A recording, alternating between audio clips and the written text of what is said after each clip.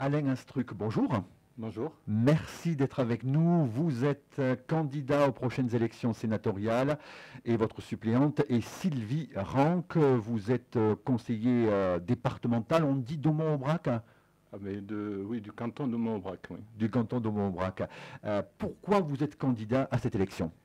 Écoutez, il y a quelques mois, j'étais intervenu dans les colonnes de Lozère Nouvelle en décrivant mon parcours. Et à cette époque, j'avais dit que si je pouvais être plus utile à mon département ou autre, je penserais à me présenter aux élections sénatoriales. Donc, après quelques mois de réflexion, j'ai décidé donc de m'engager dans cette élection. Pour moi, c'est important. Je suis très investi depuis de nombreuses années sur ce département et j'ai envie encore d'aller un peu plus de l'avant. Donc voilà pourquoi je suis déterminé aujourd'hui à me présenter le 24 septembre prochain. Alors, est-ce que vous avez demandé l'investiture aux Républicains? Non, je suis un homme libre. Je me présente sans étiquette avec Sylvie. J'ai eu fait partie, quand j'étais tout jeune élu, dans les années 90, du RPR. J'étais un peu UMP, mais j'ai évolué dans ce sens. Donc je n'ai jamais été encarté LR et je n'ai jamais sollicité aucun soutien, que ce soit de LR, de l'UDI ou d'autres partis, quel que ce soit.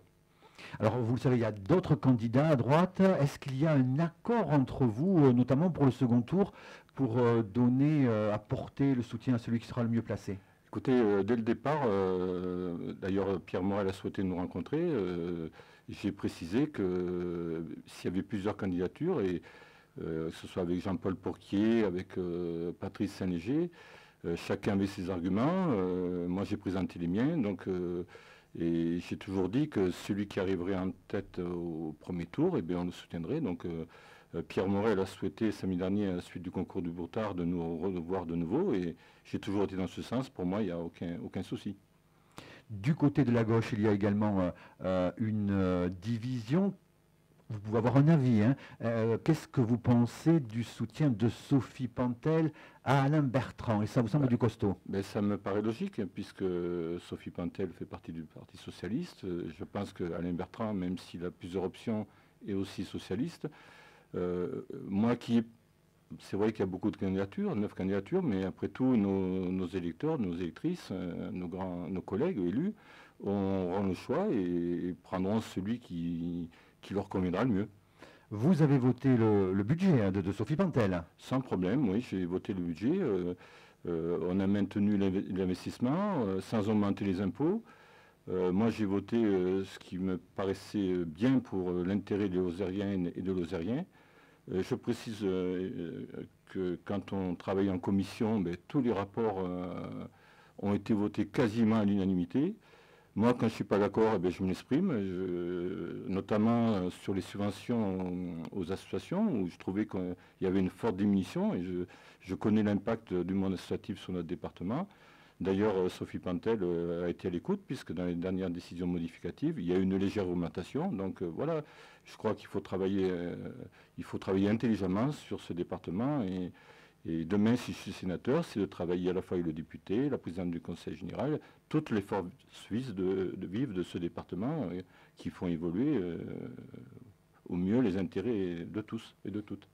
Lors de la dernière conférence de presse, Sophie Pantel a dû démentir la rumeur comme quoi, en sous-main, elle pouvait vous soutenir. Ça, vous savez, vous ne pouvez pas empêcher qu'il y ait certaines rumeurs. Je le répète, je suis un homme libre. Je suis ouvert à toute discussion, je suis disponible, motivé, voilà le sens de mon action. Les rumeurs, vous ne pouvez pas les empêcher. Chacun connaît mon parcours, sait comment je fonctionne avec mes convictions et mes valeurs. Quel bilan vous faites du mandat du sénateur sortant Alain Bertrand? Est-ce qu'il a travaillé, à votre avis? Écoutez, moi j'ai beaucoup de respect pour ceux qui s'investissent. Alain Bertrand est sénateur depuis 6 ans, il a sûrement fait des bonnes choses, peut-être d'autres moins bonnes. C'est aux grands électeurs et électrices de voir quelle est leur position sur son action. Ce n'est pas à moi de juger de ce qu'il a fait. Je connais Alain depuis longtemps, on a des bonnes relations, donc je vous répète, je respecte notre sénateur Et demain, si je suis élu, ben, moi j'aurai l'occasion aussi de prouver que je peux œuvrer et être actif pour mon département. La suppression de la ZRR en Lozère, à qui la faute? À Morel, à Bertrand? Écoutez, moi je ne me permettrai pas de venir sur ce sujet. Il faut conserver nos ADA. Ça sera le travail de futurs sénateurs. On en a besoin. Il y a des choses qui me... Bon, en ce moment, l'État propose beaucoup de projets de loi, bien sûr avec des ordonnances ou autres. Il y a des choses qui m'inquiètent, hein, comme la suppression des contrats aidés. Hein, moi, je l'ai vécu dans ma commune, quand j'ai pu avoir des contrats aidés, et surtout dans nos petites communes rurales, on en a bien besoin. Ça nous permet de prendre des jeunes, surtout lozériens, moi j'ai toujours pris des lozériens, de voir s'ils sont aptes à remplir leur rôle, et ça nous aide bien. Alors, au niveau associatif, c'est pareil, je trouve que c'est quand même dommageable. Je comprends que dans les grandes métropoles ou grandes communautés de communes, on puisse ne pas avoir besoin de contrats aidés.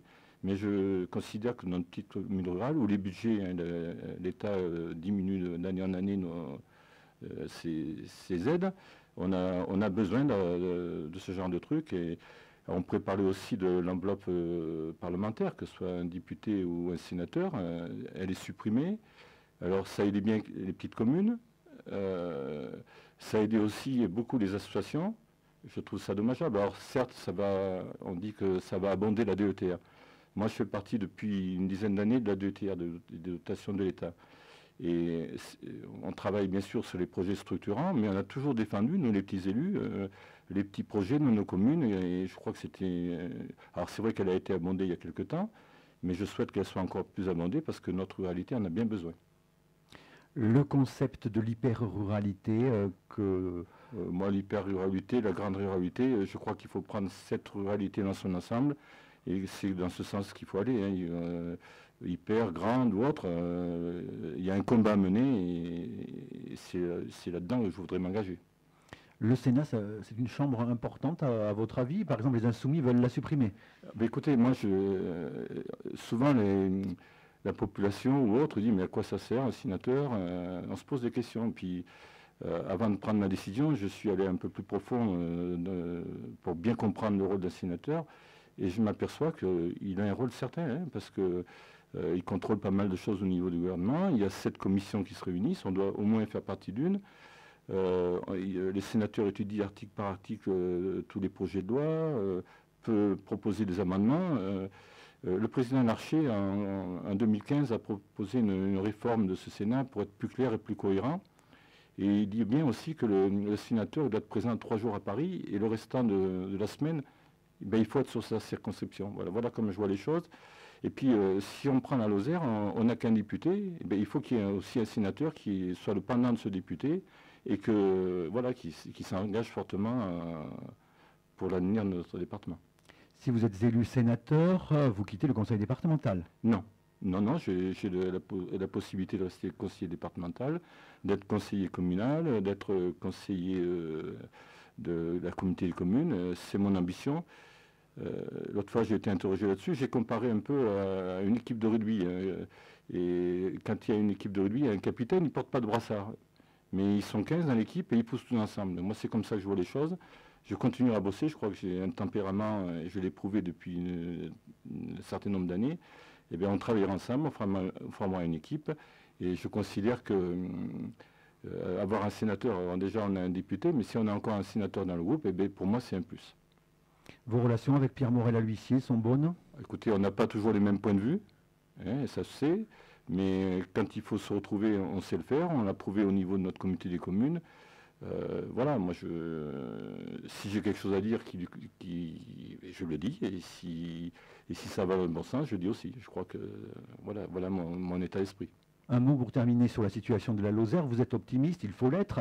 La population diminue, les services publics disparaissent, le nombre de fonctionnaires diminue dans la capitale lozérienne.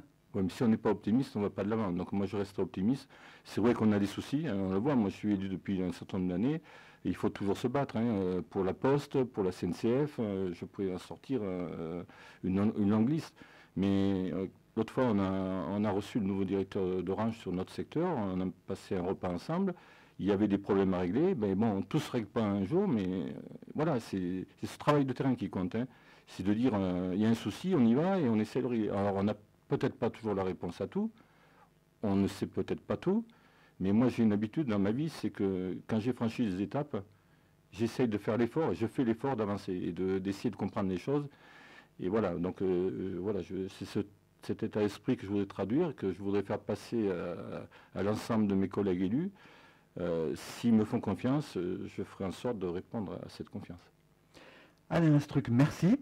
Je rappelle que vous êtes candidat aux prochaines élections sénatoriales et votre suppléante est Sylvie Ranck.